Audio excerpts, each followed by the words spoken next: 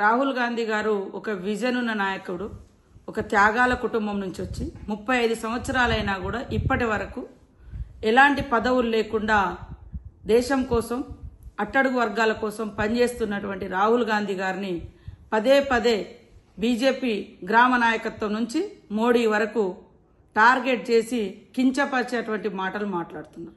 వాళ్ళ BJP politics ఏంటి అంటే వాళ్ళు నమ్ముకున్నది డివైజివ్, డిస్ట్రక్టివ్, హేట్రేట్.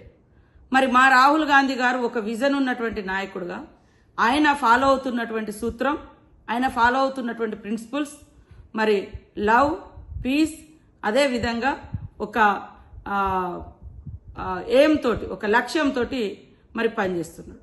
కాబట్టి ప్రజలు కూడా వీరి యొక్క బీజేపీ యొక్క హేట్రేట్ పాలిటిక్స్, అదేవిధంగా రాహుల్ గాంధీ యొక్క peace and love and equality, అదేవిధంగా ప్రోగ్రెస్, ఈ యొక్క సిద్ధాంతాలను కంపేర్ చేసుకొని చూస్తే ఈ సమాజానికి మరి హేట్రేట్ పనికొస్తుందా, విద్వేషం పనికొస్తుందా, మరి శాంతి, ప్రేమ అనేది పనికొస్తుందా? ఆయన యొక్క ఈ విజన్ను డైవర్ట్ చేయడం కోసం ఈరోజు వ్యక్తిగతంగా కులము, మతము, వర్గం అనేటువంటి తీసుకొచ్చి ఇవాళ మాట్లాడుతున్నటువంటి బీజేపీ నాయకులు 10 సంవత్సరాలుగా మీరు సమాజానికి, సొసైటీకి చేసింది ఏమి లేదు.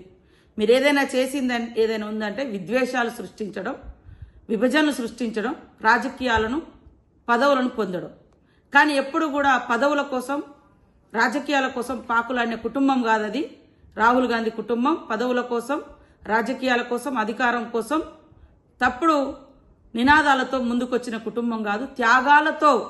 త్యాగాల వారసత్వంతో ఇవాళ రాహుల్ గాంధీ గారు, ప్రియాంక గాంధీ గారు సమాజం ముందుకొచ్చారు.